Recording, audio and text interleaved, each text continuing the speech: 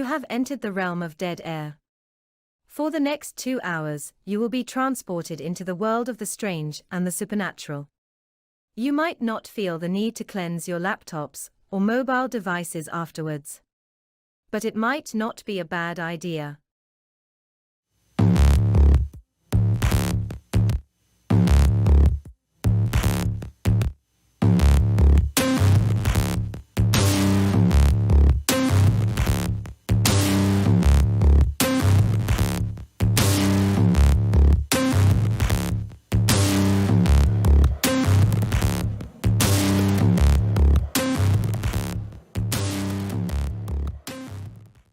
Good evening, everybody, and welcome back to Dead or Live on the Dead or Full Spectrum channel. We are simulcast with KGRADB.com, KGRA on Facebook. My name is George Lopez. With me, as always, from Rhode Island, Mr. Ken DaCosta.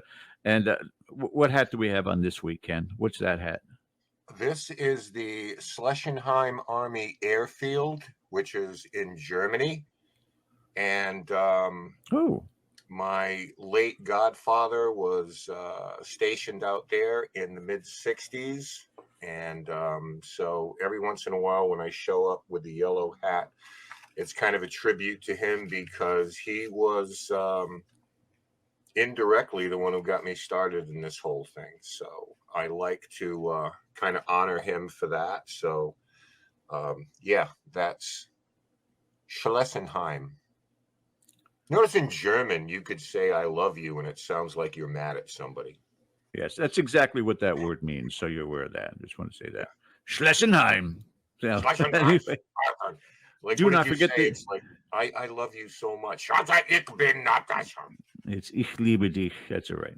Yeah, I loved living in Germany. I lived there for 3 years. It was fantastic. So, yeah, you just took me back with that one baseball cap. Thank you so much for not putting on the New England Patriots cap again, Ken. That's wonderful of you. We are simulcast, as I said, on KGRADB.com. I want to thank Bill Forte, our producer, for helping us set this one up. But we've got an exciting guest joining us this evening. Amy Loughren is going to be coming on in just a second. Don't forget to hit that subscribe button. Also, the thumbs up for the upcoming content and the reminder bell, so that you are notified anytime something comes up on the channel. Definitely want to look us up, and don't forget to share to everybody out there. But Ken, we are looking forward, been excited about this, talking about it over the phone. Now it's time to make this happen. So if you will, sir. Yeah, we are very much excited about welcoming our guest today. In 2003, Amy Loughren was working in the ICU at Somerset Hospital in New Jersey alongside a fellow nurse named Charlie Cullen. Now, Amy was dealing with a serious health issue of her own at the time, but it wasn't long before a series of events took place that would shock the entire nation and lead to the discovery of perhaps the most prolific serial killer in United States history. So we're going to discuss tonight her role in exposing those crimes, as well as her spiritual path going forward since. So with that, please welcome to Dead Air, Amy Loughren. It's just going to be perfect. Oh, we have no visual. Amy, you there? She's frozen up on her side. All right, Amy, if you hear us, you might want to log out and log back in again. This is what happens with live interviews sometimes, but you're totally frozen on your phone. You may be getting an incoming call. Sometimes that happens. So log out or close off, hit that little red button on the bottom, and then go ahead and log back in with us so that we can have you on again, because we cannot see you or hear you at this point in time. Yeah. So we'll hope. There we go. She could hear us enough that she can come back with it. So that's good. Yeah. Magic of editing. That's it. And again, we work diligently to get this wonderful lady to come on our show. Again, if you guys have not seen the film, The Good Nurse on Netflix, you're missing out on a tremendous story, a historical event that went on. And to be able to speak to the person that was literally involved with this and was the one that was responsible for the apprehension of this serial killer, you're in for a treat, to say the least. But Yeah, we, this film stars Eddie Redmayne and Jessica Chastain. yeah, If you haven't seen it, check it please out do for so. sure. And I think Are it's we ready. back? We are back. Sorry, guys. We had the spinning circle of death. That's all I could see. Hi, guys. It is a paranormal show, so we always blame it on the spirits when something like Absolutely. that happens. You know what? It's true. Every time I give a talk, I call in the victims of Charlie, and so that I'm not speaking for them. I just want to make sure that energetically I am giving the information that they need. Absolutely. So you guys that are watching it are probably sitting there going, "Oh, great, we're going to talk about serial killer." You had no idea Amy's involved in a metaphysical.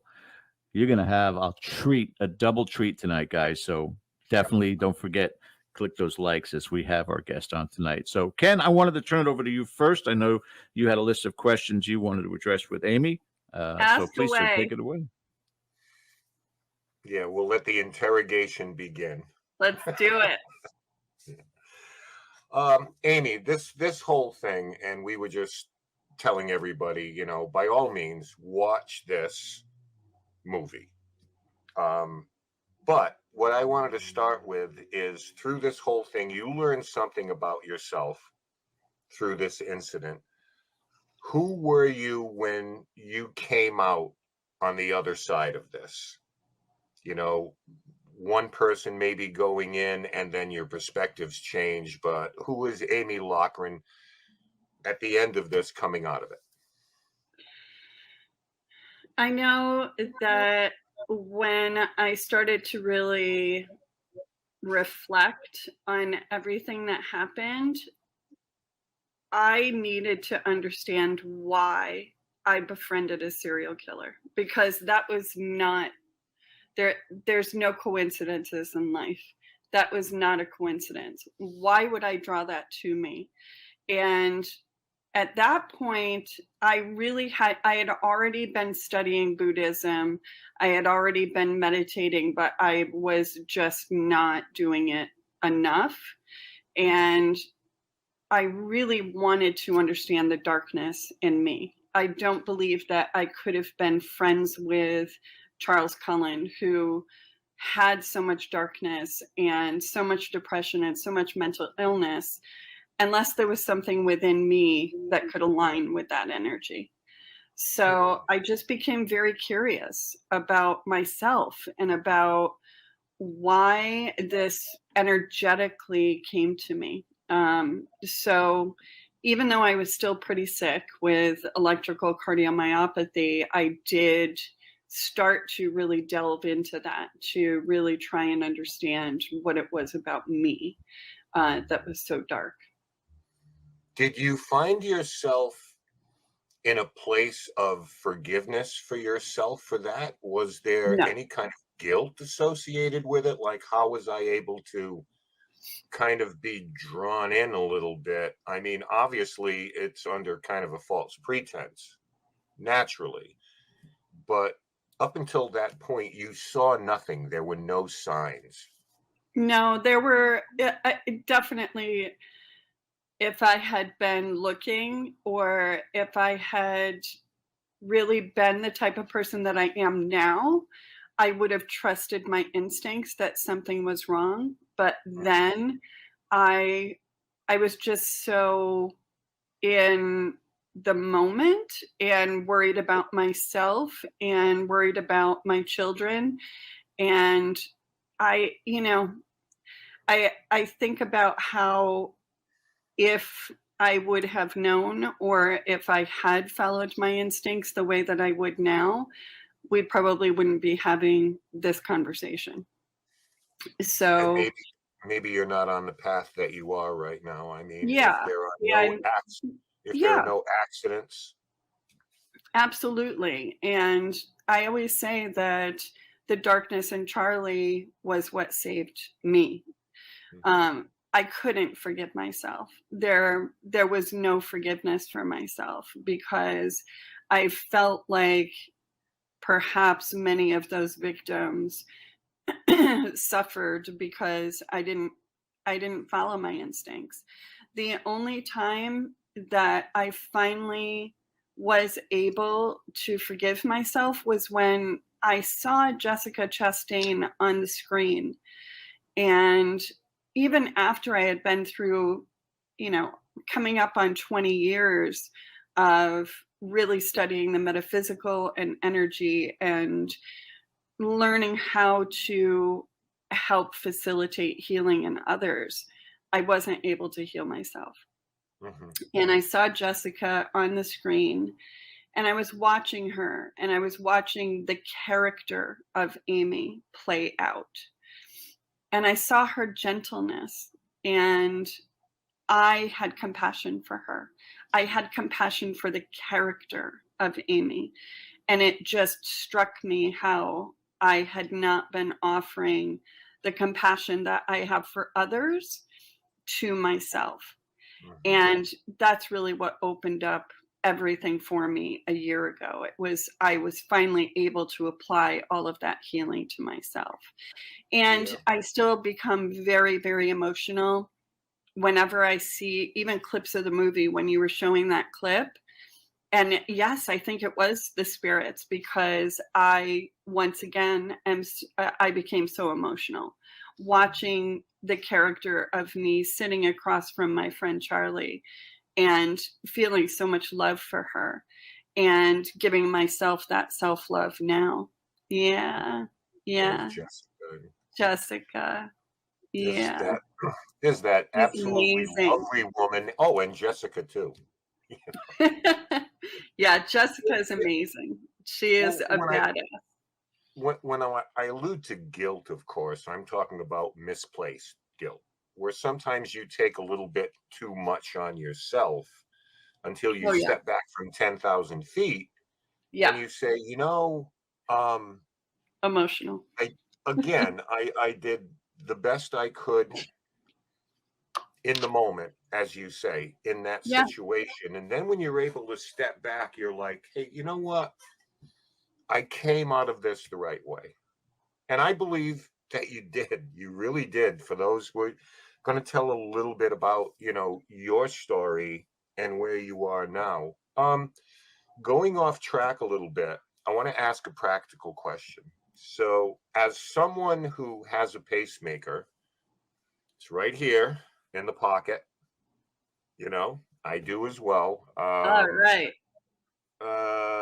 In 2020, my timing is impeccable. Of all the years I had to pick for it, I picked a pandemic year. Oh, but I know that you probably have that little box with the green light on it at home that monitors you. And if anything should go wrong, immediately a bunch of people are alerted. Your phone goes off to check on you. When you went into that sports bar at the behest of the police, wearing a wire to try to elicit a confession out of Charlie, you did so at some type of risk, because we're not supposed to have anything that interferes with that. But you had the strength of your convictions and you decided to do it anyway. As a practical matter, how did you handle the idea that people who are taking care of you, your cardiologist, may be alerted to some kind of disruption there? Did you just I got to shut my phone off, and if they're freaking out somewhere because lights are going off, I'll explain it all later? Well, this was also 20 years ago. I think that the biggest thing that happened is I did not share with anyone except for Charlie what was happening. No one knew that I had an emergency pacemaker done. I was working, and I was working 16-hour shifts. I ended up taking only 3 days off so that I could have my pacemaker done. Otherwise, I was going to lose my insurance and my job because I was a travel nurse. So I was in the tech room where all of the techs, they start to wire you up. And I had taken my shirt off and I had just a tank top on, and it was a pretty fresh scar. And the tech said, what is this? Because he was going to be putting those little tabs on me to stick right there. And I said, well, let's put that over here. And being a cardiac nurse, I know that they would still be able to pick things up over here if they stuck it. And he said, yes, but what is that scar? And I said, well, I have a pacemaker. He's like, we're done. We're not doing this. And he went out to the detectives, and the detective said, we're done. We're not doing this. We're not putting you at risk. I totally lied to them and said, no, like, I'm a cardiac nurse. Of course, it isn't. You're all being ridiculous. Like, I know there is no risk. There was absolutely a risk. But deep down. Yeah. But I was like, I am getting this guy. I am getting him. Like, we are doing this. And this may be our only opportunity, because if we do not get a confession from him, he very well could have gone free. Like, yes, they already had a lot of evidence. I think by that time they had already exhumed a body, but they didn't have enough of a smoking gun to not have to then go through a huge ordeal of, possibly years of trying to pin this on him. And without the confession, it was going to be a shit show. Well, you took that on yourself too, because you did a little digging. My understanding is you spoke to a friend who worked at a different hospital where he worked. So that was Hollywood. That was Hollywood. Leads me to my next question. So that was Hollywood. There, a lot of what you see on the screen is very much about trying very hard to help people understand how challenging it was and how difficult it was. It was such a nuanced story, and it's so complicated that to try to put, a story that would take months to tell with all of the twists and turns, they had to figure out how to do that. One of the other things that wasn't true was the fact that he hung out with my children. So I am glad that the producers and the director decided to take that story that way, that Christy Wilson Cairns, the screenplay writer, decided to put that in, because it was one of the only ways that they could just tell people how close we were. Because if they told the story of we only work together, then it's hard for people outside the medical profession to understand how close you get. Right. So I think that was a wonderful way. The other side of that is Charlie would have been in my home if I had lived closer to the hospital. Charlie and I were that close that I would have had him over. So it wasn't that much of a stretch. Right. But yeah, as far as digging, I didn't really do that. The things that I was digging into was how the hospital covered it up. Yeah. And I want to definitely, I want to get into that before our time is done too.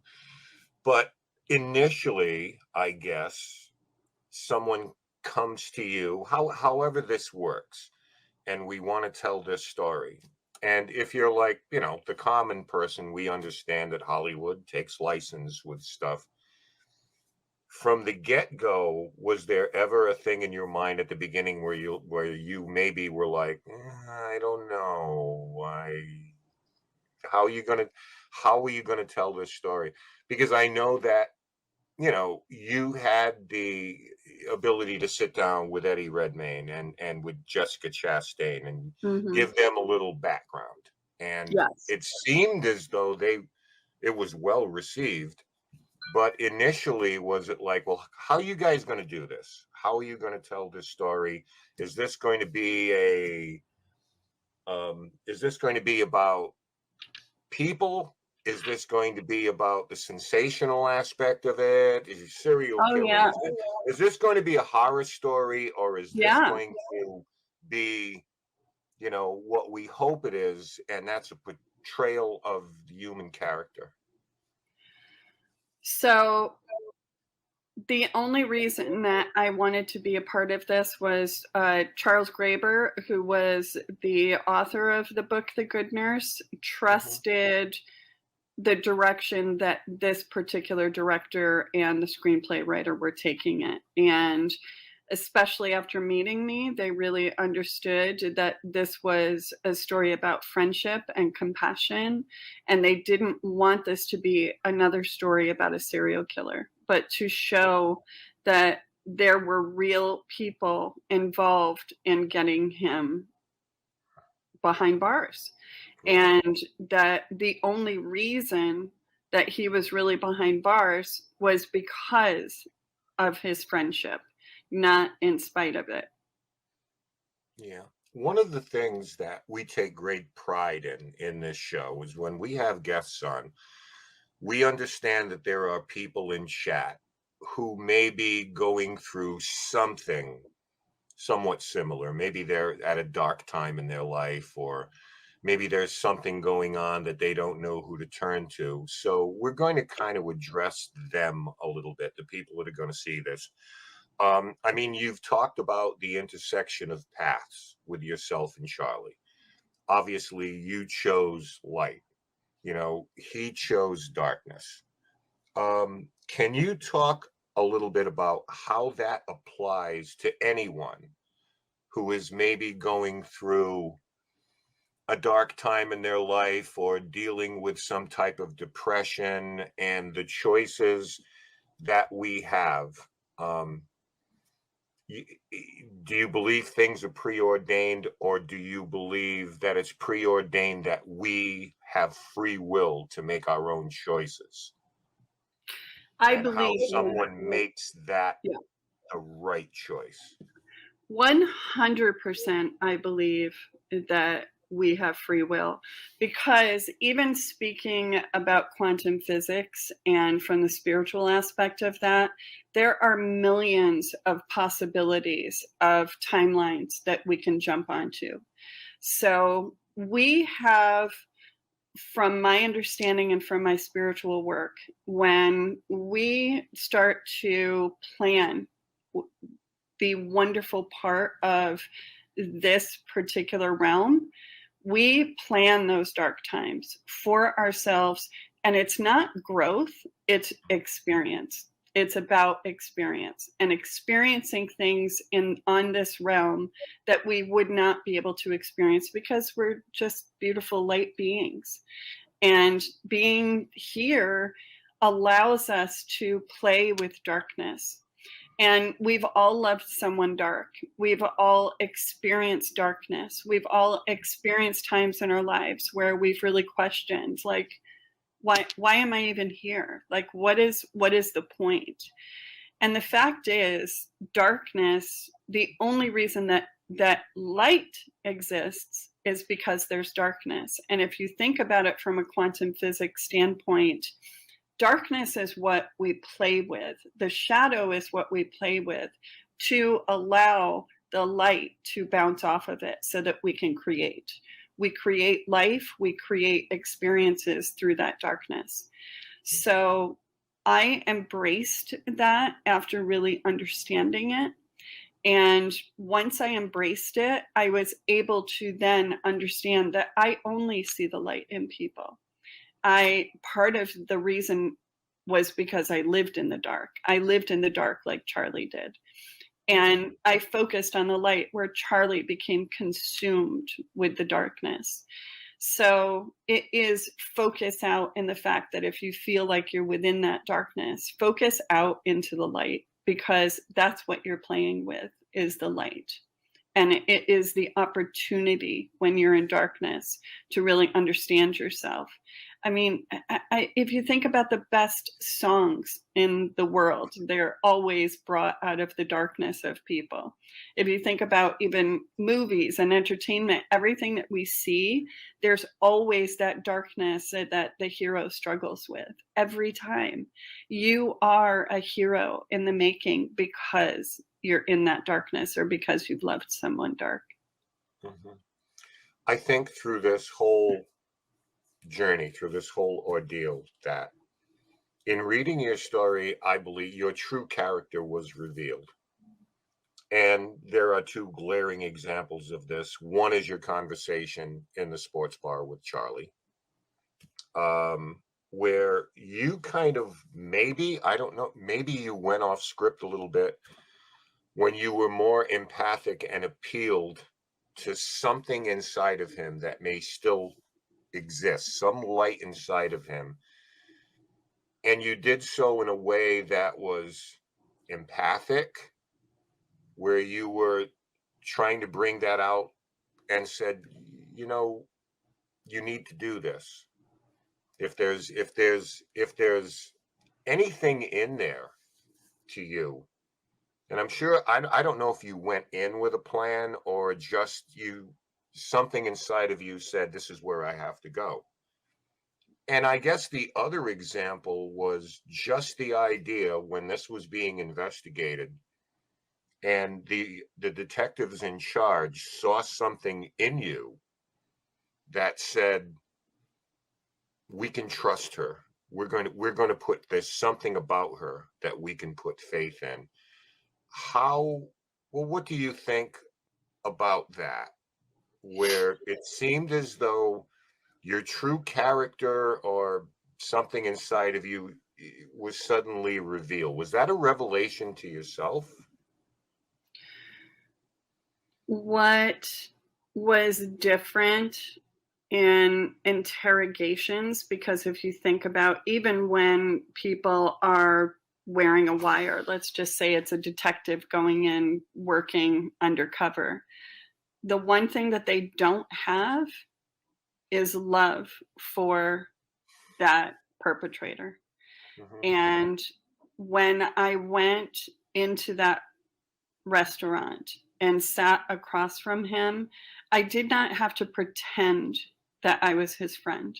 I did not have to pretend that I cared about him. I did not have to force any kind of an emotion. I looked straight into his heart, and the one thing that I knew, if he had the capacity to love, he had shown me love. And that love he also talked about with his daughters. So those are the things that I talked about. I talked about how close we were and how much I depended on him and that he was my hero. And I didn't have to fake that. And the detectives also saw that in me, that one of the things about me is my integrity. And there's no doubt when you're talking to me that my emotions and the love that I have is so real. And it just comes from me, but I'm also a badass. Like, I have no problem just like kissing you on the forehead and spanking you on the ass at the same time. So like, I have a mommy love about me. I have no problem redirecting you when I need to, and I'm very strong and very forceful, and I do it with love, extreme love. So I believe that's what they saw in me. I don't have to believe. I know that they've told me that they saw what a badass I was. They also saw my protective nature, and that because I was ready to protect Charlie, and because I was so adamant in my interviews about, you've got to come through me, you've got to come through me, they thought that that was amazing, and they knew that they could then turn that into something wonderful. And they did. Well, there's an art to telling somebody to go screw themselves and making them feel good about it. It's true. And I found, believe me, I've spent more than my share of time in hospitals, not say over the last, let's say 5 years for, 100 different things. And I've always had the cool room where like the nurses want to come in if they want to laugh. Yeah. You know what I mean? It's just I know that room. They just sort of gather and they say, hey, tell us some ghost stories. Tell us, it's like, Yes. they run out of the room, but then they come back in. So I've seen them. I've been around enough nurses, and actually I have an ICU nurse, my sister-in-law, And I've seen them in action where they're like, Yeah, you know it's how that, tough they are. it's that Southern thing. Well, bless your heart, which could Yeah, mean about yeah, nine. I do the honey, Yeah, no, we're not gonna do that, honey. yeah. That could mean about 9 different things. Hey, before I get out of here, I have one question before we bring George in. You exposed some bureaucratic failures in the system, Yeah, which always seem to come down to money, don't they? every time. And mental health. Let me ask you this. Have you seen any meaningful reforms take No, place as a result of this incident? no. And why does that piss you off? Let's put it that way. When we lost our souls to capitalism, and started to make money off of the suffering of others, we lost our soul in healthcare. It's Mhm. going to take a lot to turn that around. And I think that the nurses now that are striking, it's also about the fact of bringing the power back to the nurses who are the caregivers. The people that are making the decisions for these patients, it's not people who really care about them. It's people that care about how much money they can make off of them. Bottom And line. that's exactly what happened at Somerset Medical Center. Mhm. They did not care that they knew who it was. They knew Charlie was murdering people. And they gave the detectives a different name to take them off of the trail of Charles Cullen. 8 more people died after they knew beyond a shadow of a doubt that it was Charles Cullen. And 5 hospitals knew at least that he was dirty and that he was probably murdering people. And they sent him off because of money, because of the idea that the liability there could cost them money. And I do not believe that any human, if they have a soul and a heart and their mental health is intact, that they would have been able to do that. There is something that capitalism does to people's brains. I really believe that. Like, it changes them in a way that is so separate from the way that we are supposed to be with each other, because we see everyone as transactional. And that is what was wrong with the hospitals. It has not changed as they get bigger and bigger. And now these huge companies that are monopolizing different hospitals, it's just getting worse. It's not getting better.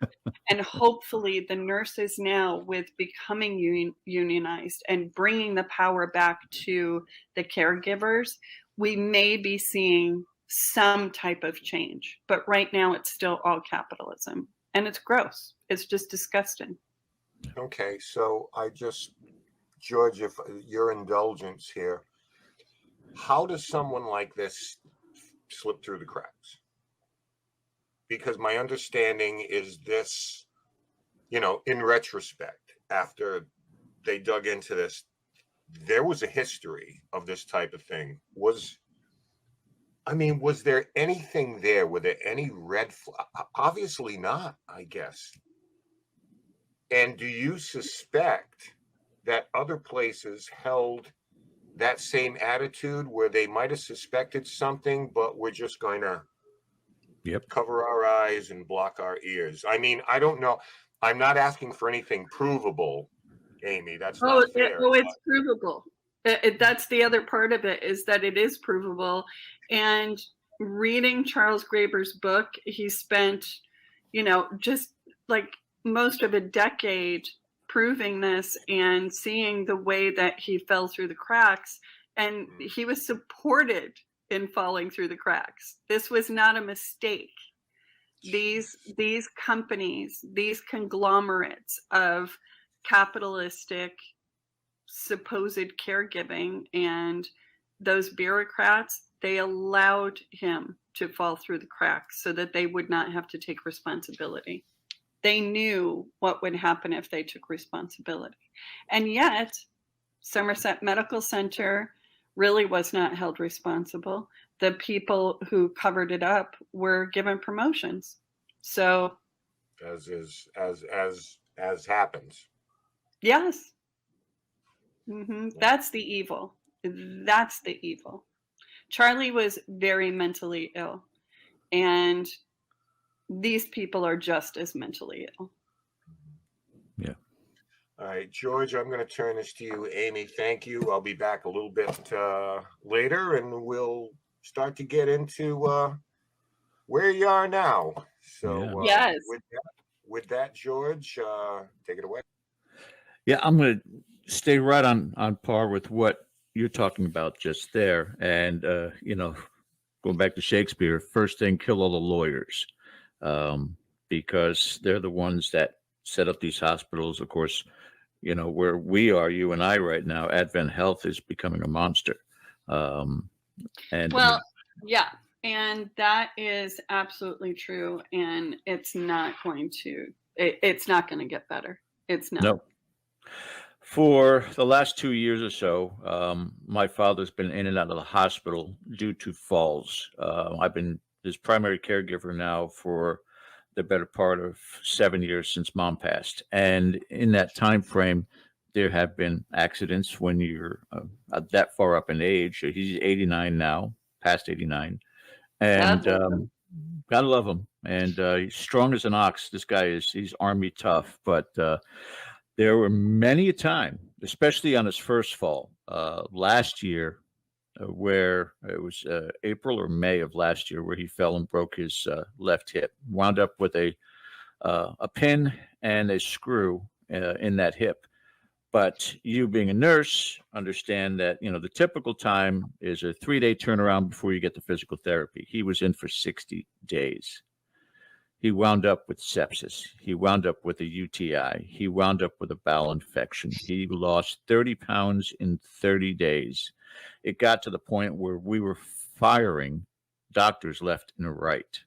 We had doctors coming in, asking questions, and then looking at the chart and going, oh, wait, this isn't my patient. And just dumbfounded by it. I got so irate at one point in time, Amy. My sister came from Tampa, said, I'll give you a break. Go home, take care of the animals, breathe, and I'll take things over here.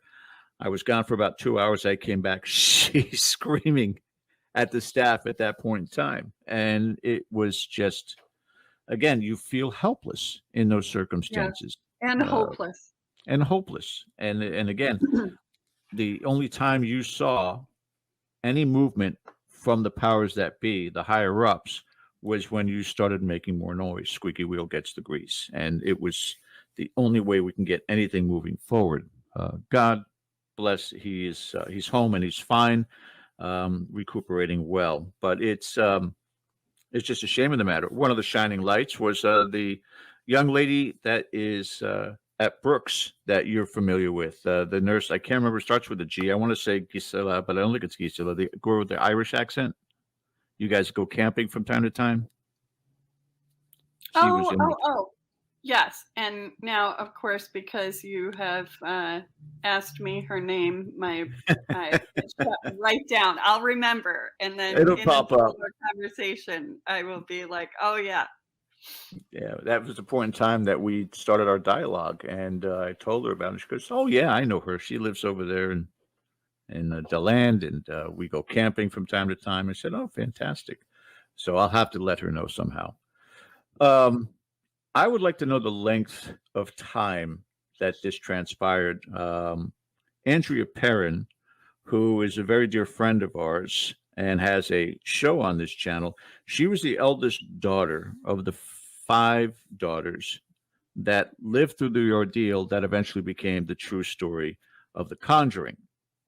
They lived in the farmhouse in Rhode Island. I don't know if you've ever heard of that movie at all. I love that. Yes, I love that story. It's so cool. Andrew will be happy to hear that. But Gail. Her name is Gail. There we go. Thank you. You did remember. But in keeping with what transpired, I'm curious about, because most people who see that film think that the parents maybe lived in that farmhouse for, a few months, maybe a few years. They were there for a decade. They lived in that house for 10 years with all the phenomena paranormal that was going on there. But it's not portrayed that way in a motion picture. Give us a bit of a timeline from the original discovery by you that something was amiss, something was not correct with Charlie, to the time that he was incarcerated, he was arrested. How long of a time frame are we talking about? So actually, it wasn't long, and I did not suspect him. And when definitely Hollywood tried to do that right. However, the real story is I did not suspect him. And in fact, when Detective Danny Baldwin came in, he was in charge of the investigation. I told him it was a witch hunt, that there was nothing that Charlie would have done. He was a wonderful person, until he showed me secretly, he showed me the evidence. Until then, I did not believe it. And the second I saw the evidence, it was, I couldn't understand this paradigm shift that happened. And seeing those pictures that you just showed, like, it's still Takes you like, right back. that's not Charlie. That's the murderer. That is the murderer. I don't know the murderer. I know my friend Charlie, and he didn't look like that. He looked like a regular kind of, calm Mr. Rogers kind of dude. So when I found out from the detectives, he had already been fired right around, let's say, Halloweenish. And then I started working with the police, the detectives, maybe a couple of weeks after that. And then by the end or middle of December, he was arrested. That was quick. So it was very quick. And the reason that we pushed the investigation so hard was because he was going to go to another hospital, or it was actually, I believe it was a nursing home. He was going to start working there. When this was over with, in a sense, I don't want to say it was over with for you. I don't know if it'll ever be over with for you, especially with the notoriety, the fame, call it what you want, but people are aware of your name and who you are. But 9 years after his incarceration, you went to visit Charlie. And one of the interviews you had said you didn't want to. Explain that. So I had made the decision that I was not going to keep in touch with him. I was, when it was over, it was over. And then Charles Graeber, who had almost finished his book, asked me if I would go and see him. Oh, and I agreed. And that was tough. It was so tough because I didn't know the murderer. And to me, I had put my friend in prison. And my friend was sitting there in front of me. And when I saw him, it was just devastating. And I felt so embarrassed for that. I shamed myself so much for still caring about him. And I just remember leaving there and feeling such guilt and shame for still caring about him, because to other people, he was extremely evil. And to me, I only knew someone who saved my life. Was it defensive posturing or even compartmentalizing that, as you're calling it right now, that was not my friend, that's a killer that's in prison? Was that a way of kind of protecting yourself, putting that mindset, putting it in a box and saying, that's not the Charlie I knew, something different as manifested in the form of Charlie? So, what I understand now about Charlie, and after I read the book, because I really didn't know his history either until I read Charles Graeber's book, until I understood who he was. I did not know that the friend that he was to me was not the real Charlie. The real Charlie was the murderer. The real Charlie was that person that murdered all of those people.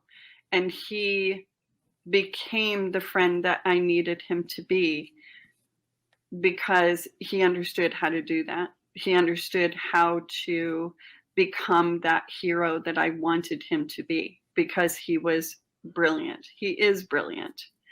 And once I realized how performative he was, and once I saw that and understood it and saw the videos of how performative he was, yes, I compartmentalized it. Yes, I wanted to believe that he was a mercy killer. Yes, of course, I wanted to believe that, the Charlie that I knew was completely separate. And did he have, multiple personalities? Maybe he did.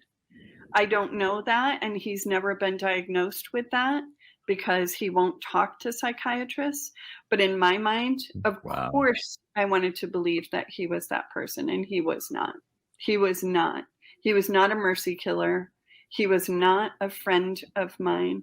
He was a cold-blooded murderer.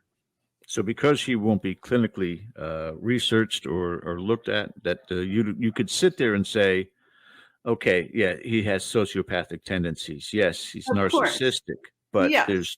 he's not been diagnosed at this point. No, you can guess, but it's just a guess. If you looked at who you were then, where you are now, your background in the metaphysical, empathy involved with that, are you at a point in time now able to feel confident in your judgment of people you meet today? Or is still that little voice in the back of your head, it could be anybody at any time? I just, we just don't know people the way we think. It's interesting because I'll meet someone and I'll be talking to some of my friends and say, oh, this person is so nice, and I love their energy, and then I always give the disclaimer, but I was best friends with a serial killer, so can you really take my word for it? However, I feel like I now trust myself, and I trust the love that I have for people because I adored him. He's behind bars. Because I was still friends with him and believed he was a friend and only saw the light in him. That's why he's behind bars. So I now trust that I am going to see the light in people and how beautiful that is. And I love that about myself. I am so grateful that that is what I see in people. I can spot a bullshitter a mile away, but that wasn't Charlie. He was, he believed in who he was. But I do see, I also am able to see now and have compassion for the fact that he had such mental illness, and he was, he had such a horrible childhood. Not an excuse, because I did as well. Right. But I can have extreme compassion for where he went in his darkness. And yeah, you could have two people have exactly the same upbringing, and yet there's something in the chemistry makeup of this individual that turns them into a serial killer, and the other one gets through life perfectly fine, possibly some quirks about them, but certainly not willing to take a life. There's something past that point that allows you to be able to do that without remorse, or to say enough's enough, and I've heard the spectrum for the amount of murders going anywhere from 400 to 1,000, that there's still no absolutes as to how many victims were murdered from Charlie Cullen. And so he confessed to over 40 murders And there was a reason behind why he only confessed to those. He confessed to attempted murder probably thousands of times. He knew that those 40 or plus people that he was confessing to, he knew he injected them. He knew that that person died because he injected them. And he knew beyond a shadow of a doubt that it was not a multi-system failure that they already had. And also he could remember their name and the circumstance.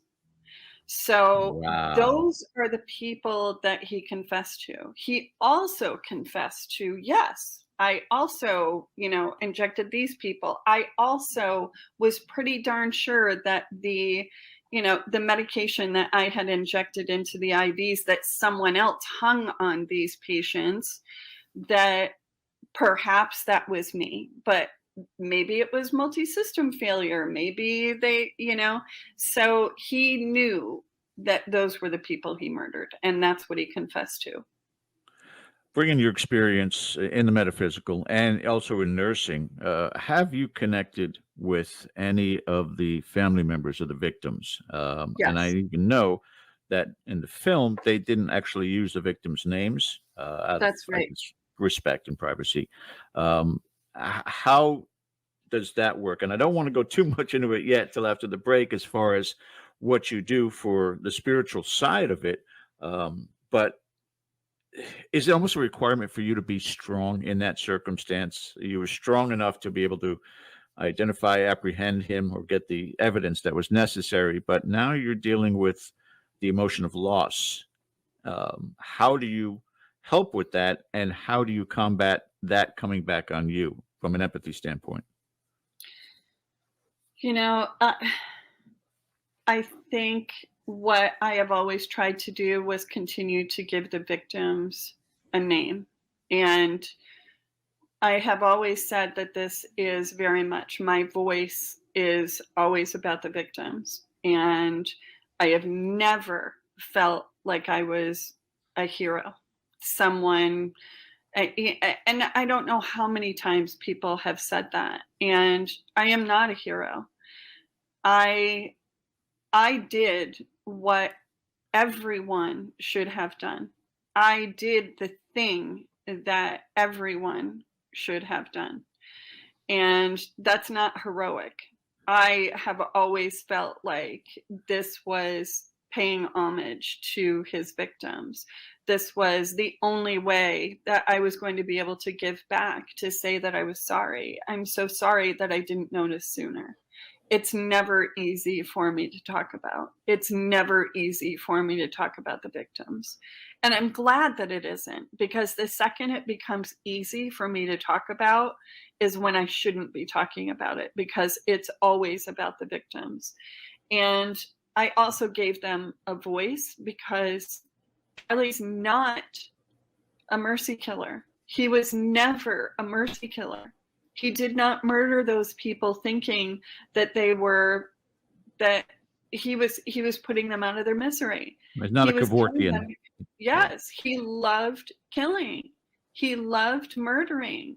And saying that about the victims, that they lost their lives unnecessarily when we were whitewashing what Charlie did. They called him the angel of death, but there was nothing angelic about what he did.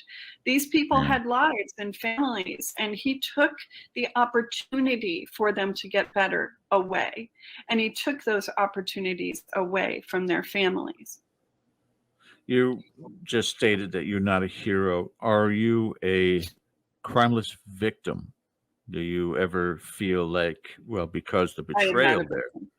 Okay. I'm not a victim because I know the universe put me in that place to see what I was capable of. I was put there. I mean, the idea that Charlie and I never would have met. I lived 4 hours away in upstate New York. He lived in Pennsylvania. We ended up in New Jersey at that particular hospital at that particular time. It was a 1 in a billion shot that I would have even been in any kind of realm of him. And that was not a mistake. that was an opportunity that I gave myself to say, okay, what are you worth? What can you do? Let's see what you can do. And I met that challenge. I showed up. And that's what, that's why we keep being put in situations over and over again, to up the ante, to say, okay, you did that. Let's see. It's just like a video game. You start out with only a few tools that you don't even know how to use. And then you discover more gifts and more gifts and more gifts. And all of a sudden you're on level 13. Yep. And you've got it. You've got all the tools you need. Let's see what you're made of. And I rose to that challenge. That's not being a hero. That is giving myself an opportunity to do what I was trained to do. Which so many people just seem to miss on that. They don't look for the clues. They don't seem to grasp those opportunities. And it is, part of it is experience of life. Yes, I'm going to have absolutely. Ken join back in too. Also, Ken, if you want to come back in, because he's always chomping at the bit. I see him always in the back green room. He's maybe had one or two questions may come up before when we only have 2 minutes to break, Ken. So anything you wanted to add before? No, I want to get into the spiritual end of her life, and we can do that after break. I just wanted to remark that of all the shows that we've done here, the one quote that will stay with me is when someone comes to you and introduces a nice person, and it's like, well, okay, yeah, but I was friends with a serial killer one time. That will go down as one of the great quotes in the years that we've ever done this. That is a T-shirt. That's a bumper sticker right there. But we'll get into a little bit of a lighter aspect of this when we come back. Yeah, we're going to take a break right now, guys. Stay with us. On the other side of this break, we're getting into the metaphysical, which you guys come and watch us for each and every week. We talk about the paranormal with a very special guest, Amy Loughren. Stay with us. You're watching Dead Air Live on the Dead Air Full Spectrum channel. We'll be back in 3 minutes.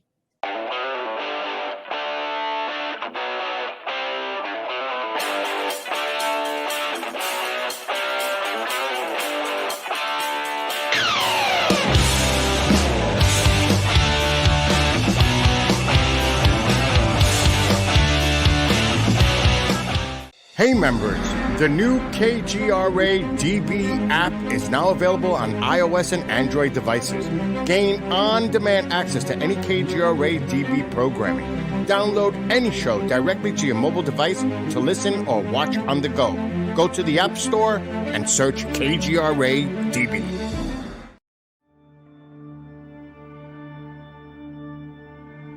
As UFO reports come in from around the world, the Mutual UFO Network, MUFON, is there. We continue to explore new cases and build our massive database. We share our information with the world in a number of ways. If you would like to be part of our investigative team, you are always welcome. What could be more exciting than exploring the UFO question firsthand? Join MUFON, find your friends.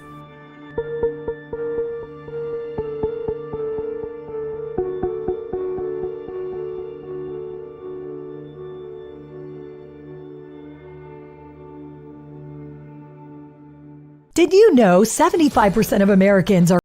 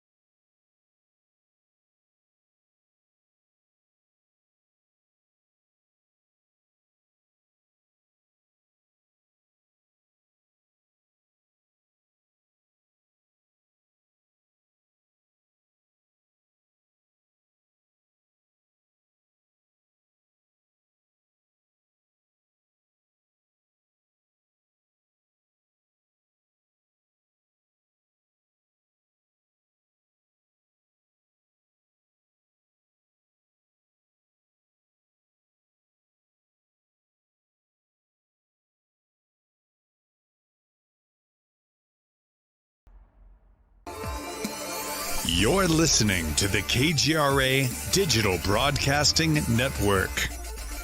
We provide unparalleled coverage of trending news in the world of ufology, cryptozoology, and paranormal phenomenon. Whether you're watching our video live stream or listening to one of our audio programs, you are getting the best from world-renowned researchers and hosts, guiding you through topics the mainstream won't touch. Miss one of your favorite programs? No problem. Head over to the members area at kgradb.com for access to our massive library of award-winning content. Make contact, stay connected, only at kgradb.com.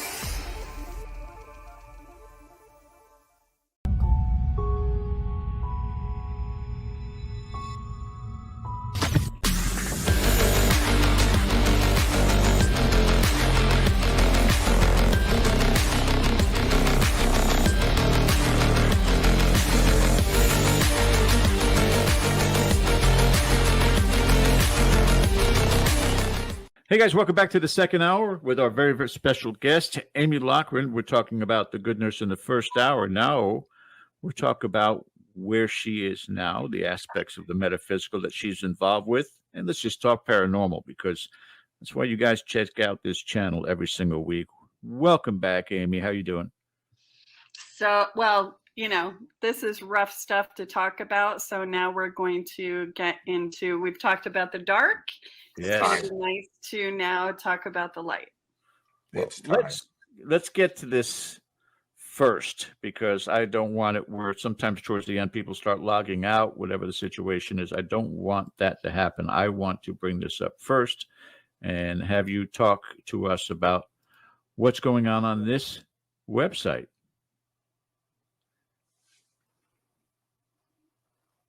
So go ahead and tell me, can you see it? No, you guys are frozen again. Oh my goodness. Yeah. What? Tell me what the website that you're. AmyTheGoodNurse.com. Amy the Good Nurse.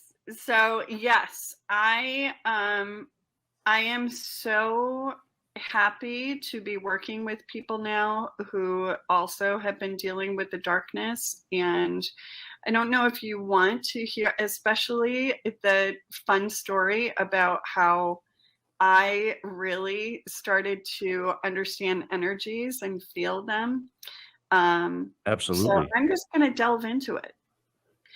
After everything happened with Charles Cullen, and I went very, very deep into not only my meditations, but essentially trying to find a way out of the nursing profession. So I trained as a clinical hypnotherapist, and during that time, and I really saw that more as a medical thing, and because it is very much about how to train your mind, I never saw that as a gateway into the metaphysical. During that training, there was also an option to train as a Reiki master. So I did that. I trained as a Reiki master, and everyone was so emotional during our Reiki healings that we did. We did Reiki sharings. I did not feel the energies. The only thing that I could think is that this is either bullshit or I am just so shut down I can't feel anything. And so I was like, all right, I really want to kind of discover this. So I went and I was receiving Reiki. I kept thinking that I was feeling little things, but then I would think, I'm just making this up. I'm making it up. I'm not really feeling anything. And then it was around my birthday. And this is it's not really a long story, but it's a little detailed. After receiving so much Reiki, I probably did maybe like 15 or 20 sessions of Reiki, still thinking that I was making it up. And so it was around my birthday. And on my birthday, I always do something alone. So I decided I was going to go on a horseback ride, but I wanted to go in this specific area. So I wanted to use someone else's horses and have them take me on a trail ride. So I kept hitting on their website, and the website would go to this crystal labyrinth. Every time I hit on the website, every time.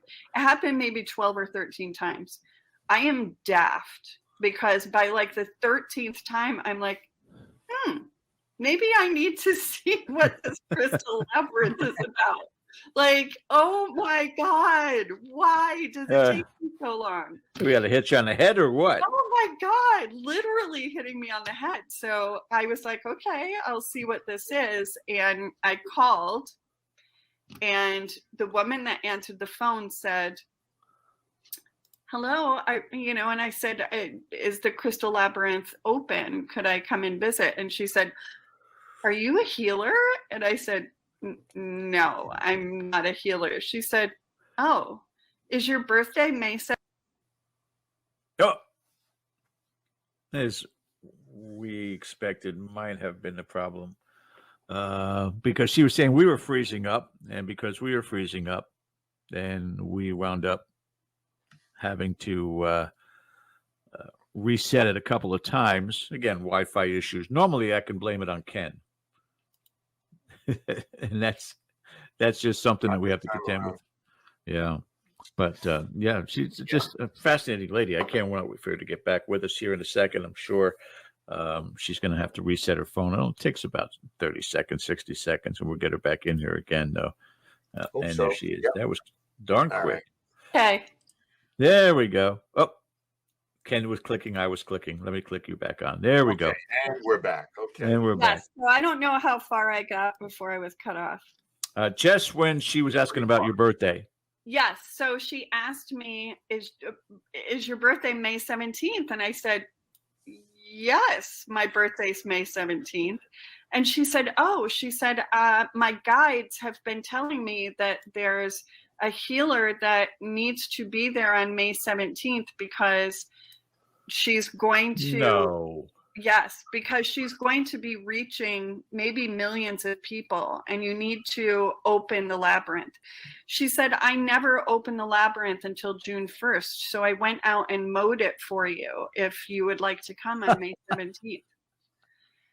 Real What?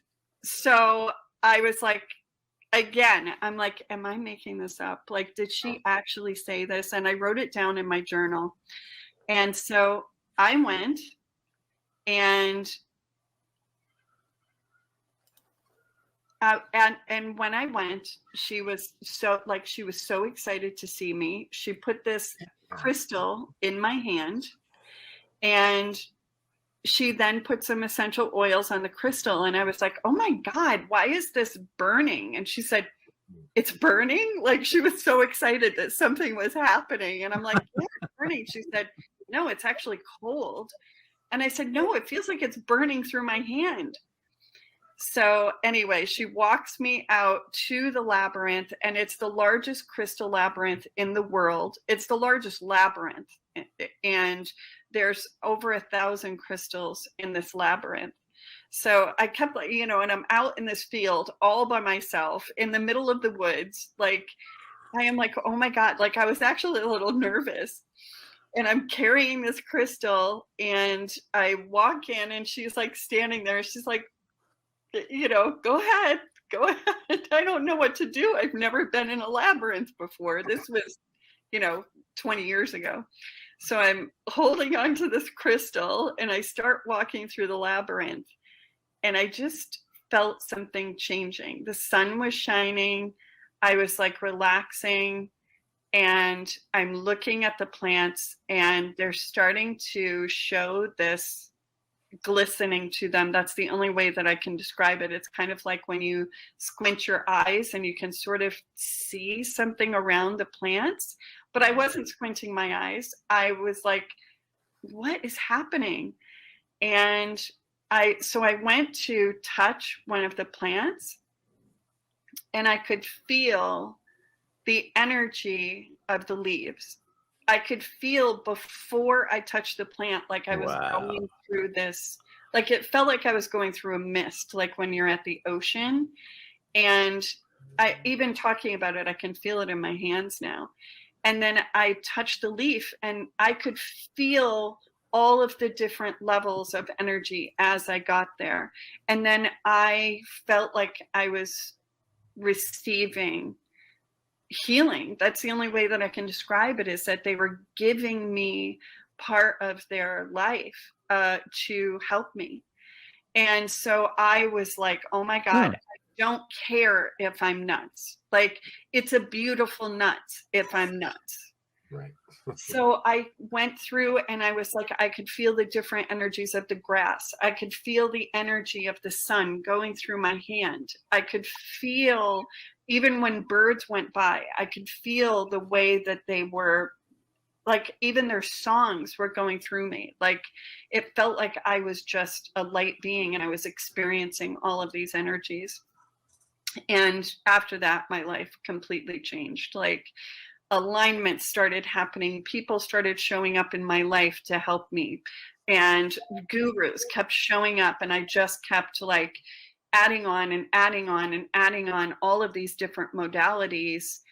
And I just wanted to try everything, experience everything. I had an office as a hypnotist. I was helping people do past life regressions.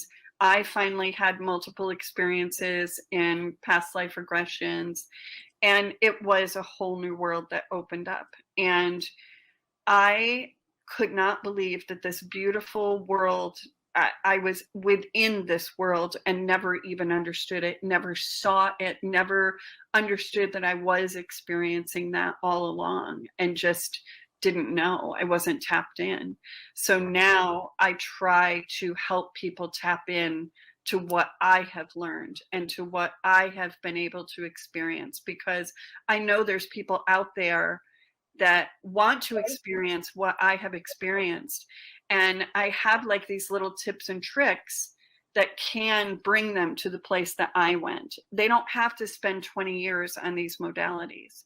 They can experience these modalities right away. I can bring them to a place in certain meditations and hypnosis where they can start to receive in the way that I did.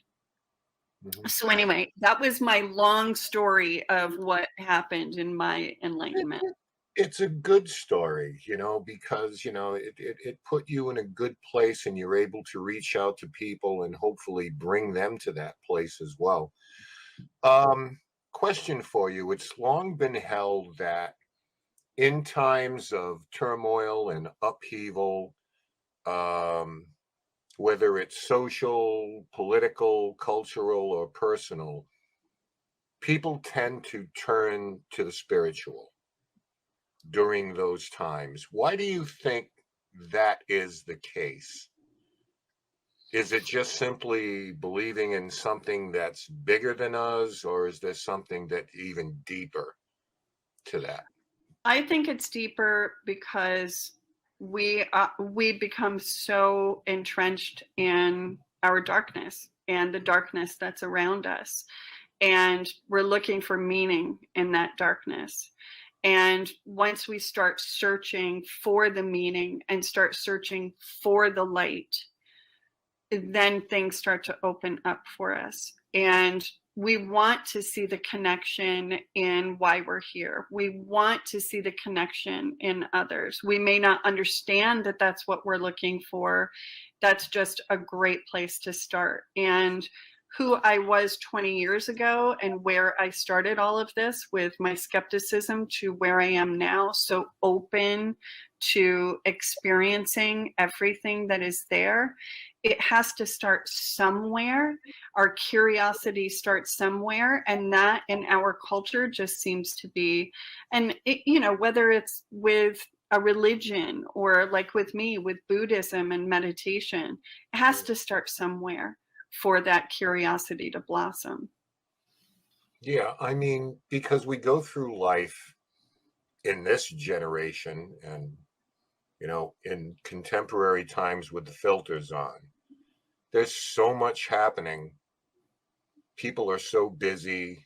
They're so engrossed with their lives, their families, technology and everything like that, that it's difficult to step back sometimes.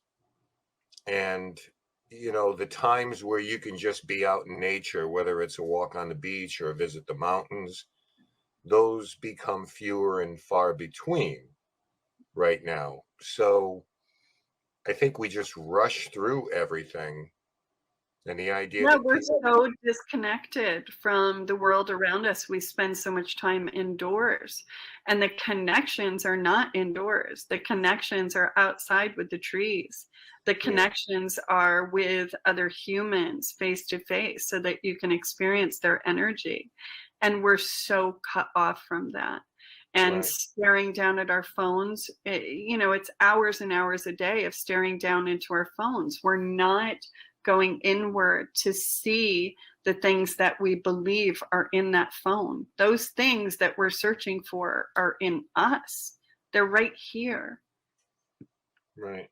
Well, I mean, you tend to lose the ability or the art, if you will, of communication, Yes. of being interpersonal, talking to Yes. somebody, making eye contact, and literally having a conversation, and you know, you exchange that kind of energy Yes. with each other. The idea of language and communication is something that's being lost more and more generationally, because And you say everything you generationally, want is in yeah. this little box. The interesting thing is that my grandmother was what inspired me to be interested in the metaphysical. My grandmother had these books in her house, and they were like little encyclopedias of, you know, she was so interested in Atlantis and had all of these books on pyramids and Giza and parapsychology, they called it then, and ghosts. And she was so interested. She gave me my first book in 6th grade of Edgar Cayce, and who was the person that was the first person that opened the Akashic records and talked about that openly. And I read about that when I was very little, and I kind of separated from that, and I came right back. Right. How do you feel about the spirit realm in terms of something that I've done for 50 years? And that's respond to people who have unusual phenomena that they report. And I never thought of myself as a ghost hunter. That's a made-up Hollywood term. But more of somebody who wants to investigate and document these things. You know, coming in unbiased, not believing everything I hear, but with, you know, all these people who investigate this and all these teams that have been formed. Where do you come down on that kind of thing, where people, you know, are putting their trust in us to tell us things that they probably won't tell a coworker or a family member, because Exactly. Yes. they're gonna think they're crazy. And it's just, so I appreciate that trust, and I'm willing to listen Yes. Be open.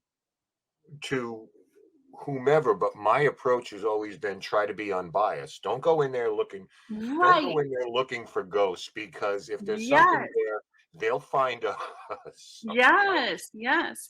And you know, it's interesting, Ken, because my studies in quantum physics, it makes sense that if we are in touch with the energies and that those realms are becoming much more thin on those timelines, I'm sure that people are picking up on those timelines. I'm sure that they are picking up on the spirit realm of where these other light beings are, because they're not out there somewhere. We look up thinking that there's a realm, you know, so far away from us, way, way up in space. It's not.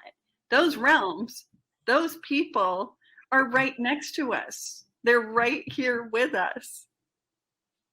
Yeah, I have been, not that I had serious doubts, but I have come to believe now and accept, through means that I've been party to, that there are places I've gone that we've gotten confirmation that, yes, I've been listening to you for 10 years now. I am going to tell you things that happened 10 years ago when you were in this place.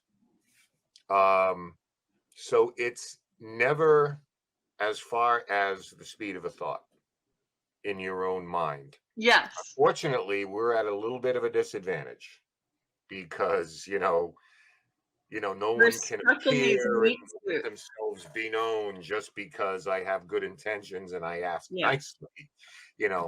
Unfortunately, it doesn't work that way. Yeah. But Yeah. in your own experience, have you had your own communications or messages or something through your five senses from the actual spirit realm? Oh yeah. And my father passed, and he always said that once he passed, he would make sure that there was no doubt he was going to come and see me. And I was actually in the car after his funeral, and I couldn't remember something. My mother was in the car with me, and my daughter was in the car with me. And I was like, don't you remember this? It was like a reservoir. I think my grandfather had a camp at this reservoir, and I couldn't remember the name of it. And my mother's like, no, that didn't happen. And I'm like, I know it. I'm like, wait a minute. I'm just going to call my dad. And I put my hand up to, I'm like, hey, Dad, how's it going? How's life over in heaven? Like, you wanted to be there, and it's got it. And I'm like, oh, okay. I could hear his voice. Like, I am not delusional. I heard his voice so clearly in my stupid hand phone. And I'm like, oh, so you're really enjoying yourself. Like, I started having this conversation, and I could hear him. And I said, Dad, wait, you can tell me about all that stuff later. I have a question. Where is the place that Grandpa had his camp? And I heard it so clearly. And he said, it was at Plymouth Reservoir. I'm like, Dad said it's at Plymouth Reservoir. If you could have seen my mother's face, like, she was like, oh my God, I completely forgot that. Like, couldn't, and I'm like, Dad, you're so cool. Thank you. Like, we'll talk again. Right. Yeah. So I heard I him. I did it on my cartoon phone. Yeah. Clear as day. Like, he was sitting in the car with us, and or more so that I could hear him like he was on a cell phone talking to me. This is the time now for Ken DaCosta to at least introduce you to the idea of Cody and Satori and what's been going on in this field right now. It'll absolutely blow your mind. Well, there are a couple of young people I've known for a long time who found out that they have this ability. When they come in physical contact with each other, you will hear the floor start tapping. And the first time I saw this, they were aware of it, and they were a little hesitant to show me. But the floor starts tapping. And of course, I'm walking around them. I'm thinking of every reason why this shouldn't exist. But they have come up with a method where they literally run through the alphabet, and whoever they're contacting can tap on that letter and spell out sentences. Wow. They don't know and we don't know, but they're becoming a little bit more public with this. And I've never witnessed anything like it in my life. And immediately, and I trust them implicitly, but for their own benefit, we did everything to figure this out. Even like they've taken their shoes off and done it. They'll go outside on grass, and the grass will start thumping. And they will ask questions, and whoever they're in contact with, because that's so cool. Yeah. Once they open the door, you never know. My mom has showed up, my brother, my sister, in the weirdest places that they've never been to in their life, but they'll come through, and my mother will start telling me about stuff that only I know. That's so cool. And they can't quite figure it out, but they just have this connection where we're being asked questions by the spirit realm rather than the other way around. They're kind of like, what's that thing? What's that thing? We had a Mylar balloon in a room one time. What's that? What's it for? That's so Well, cool. it's kind of like for celebrations. And then the question was why? And I'm like, well, that's a good question. I don't really know why. It's just something we came up with. But for the last couple of years, there have been many places we visited that we get emotional content. It's not just names and dates. It's how these people felt. And this is what I alluded to before when I said we actually had a message come through at a place we visited for 10 years now, where the woman of the house said, finally, you can hear me. Aww. And started to recall things from 10 years ago that only I knew because no one else was present at the time.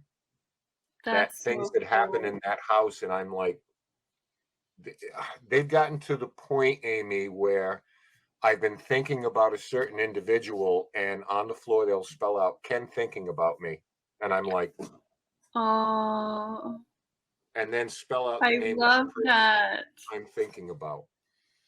So it has validated all the years I've put into this. It wasn't for nothing. That there is something out there, which I already suspected. But this is a whole nother realm of communication through the most basic That way. is so cool. I can't wait to like hear I want to tell you this cool story. It was it's actually very funny, and I'll try to get it right because it's hard to explain. But I have my guides that I talk to. I don't call them guides. I call them my team. And guides, I feel like, are the ones that kind of come in when you've got something special that my team needs their help to help me. But I have a team of them. I talk to them every day. I see them in meditation. They're my team. Everyone has one. I am just very in touch with my team. Anyway, I got really, really pissed off at them. I don't know what happened, but I was like really pissed off. Like, why would you do this to me? Like, why? I'm asking you for help. Why would you do this to me? I'm like, I am cutting you off. I don't believe in you. I don't know why I thought that I could believe in you. So anyway, I was headed to this workshop and I was feeling very like angry. And I started hearing, you know how like you start hearing a song in your head? Like you can't get the song out of your head, and maybe you heard it like 3 days ago. An earworm. Right? Yeah, like it just won't stop. And this song is not a song that I had heard or that I know, but I can like hear it in my head. Right. And it's getting so loud, and I'm getting ready to go into this workshop, which was a metaphysical workshop called the 7 Cups of Consciousness, she's a spontaneous enlightened guru. Mm-hmm. And I was so excited to work with her, but now I'm like, F you guys, you're not coming with me. This song kept getting louder, louder, louder, louder. And finally I'm like, I could kind of make out the lyrics. So I decided to open my computer and I started typing in the lyrics. The lyrics talk about this castle in the sky where we all go to meet, and we can't see the castle, and it's real. And the song, which every single time that I do meditations, we meet in this place I call the castle. Mm-hmm. And as I am listening to this, there's also a like one of the lyrics is, we're getting kind of tired of, you know, throwing our hands up in the air. Like, I thought that we were past that by now. Mhm. The name of the song was Team. I mean, I was like, I started crying so hard. Like, there was like, it was such a huge revelation for me that they're still going to get in touch with me. They will not leave me. It doesn't matter how many times I need confirmation, which is over and over and over again. They'll give me that confirmation, but they're kind of sick and tired of doing it. Yeah. Well, you're stuck with us. What is it about the music thing? I had a team member when I was still running a paranormal investigative team who had died in a car crash. And I kept in touch with her on the other side. But prior to her funeral, I reached out to her questions that her mother had. And, you know, are you safe? Are you okay? Which we always get the great answer of, you know, of course I am. You know, I'm fine. You go on with your life. But in this particular response, Amanda said to her mother, "Tell her I have no doubt." And I brought that to her, and she didn't realize it either, but she said my daughter's favorite band was No Doubt, and the favorite song of that band was Gosh. I'm Just a Girl. And I'm Just a Girl, the lyrics are driving home at night when I shouldn't be, or something to that effect. And it was her saying, "Mom, I should have been home. I shouldn't have been out there driving at 2:00 in the morning," which was when she passed away. It's a song, right? It's incredible how they They come translate and through. communicate They that way. find a way. I love it. I absolutely love it. I'm sorry, Ken. And guys, I am so sorry. I've got like maybe 2 minutes left for you guys. You're awesome. I could literally talk to y'all all day. This has been amazing. We'll come back. Yes, I absolutely. will come back. We need to finish this wonderful conversation. I need to hear more. Well, I tell you, we're just scratching the surface of this. Yes. Between the first hour and the second hour, how you perked up when we got into paranormal, it's like she's one of us. She's absolutely one of us. Yes. Join Oh, us. yes, absolutely. I love this. I just love it so much. When you get up in this neck of the woods, get a hold of me. I think I sent you my number, but I'll do it again. I want to get one of these books to you. That's the one that was written by me and Andrea Perrin. And I've still not been to the Conjuring House, but this is about the most prolific I serial want to killer go in so bad. history. Well, talk to Ken. He's over there. So. That's Yeah. right. Okay, Right. guys. Thank you so much, cut Amy. up. Thank you so Amy, much. I real love you quick, guys so much. I'm going to send you some video Okay. somehow. Okay, that's Do going to it. be life-changing. So thank you so much And for coming. thank you so much to your viewers. I appreciate you all so much. I'm sending so much love. Thank you, Amy. Best of Amy the Loughren, family. ladies and gentlemen. Thank you so much. You take care. Bye-bye. Wow. Right. We could have gone on forever talking with her. That's an incredible lady. And I appreciate her patience because, as you mentioned, George, you would be doing a disservice if we didn't get into this case, because that's how she came to prominence and in the public consciousness. It's not a story with a happy ending, or is it, from her personal standpoint? But yeah, we definitely wanted to get into and give her an opportunity to speak about where she is now. And obviously, you can see the character that the police detectives saw and that everybody saw in her. It's there, which is what made her. And even though she denies being a hero, you'd have to define hero all over again, because how many people would just walk away? Like, I don't want to get involved. That's where we are now. I'd rather take a video of a beating on my phone than step in and actually try to end somebody's pain. And she was willing to do that. So much respect to Amy Loughren. Yeah, I mean, this is an individual because of the Netflix film, obviously, because of the book. Um, she entered the limelight, the notoriety. She's been on Inside Edition. She's been on 60 Minutes. So many different broadcasts talking about this case and this film.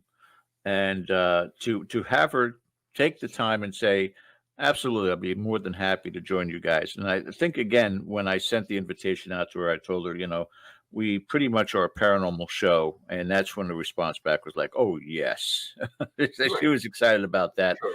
She's one of us, you know, even if the, you know, the headline and her main notoriety comes from this story.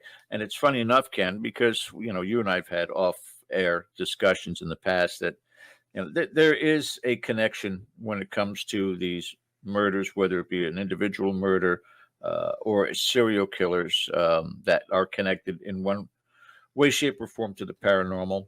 There are investigators that go out there and try to get answers, you know, for better or for worse in the field, but it exists.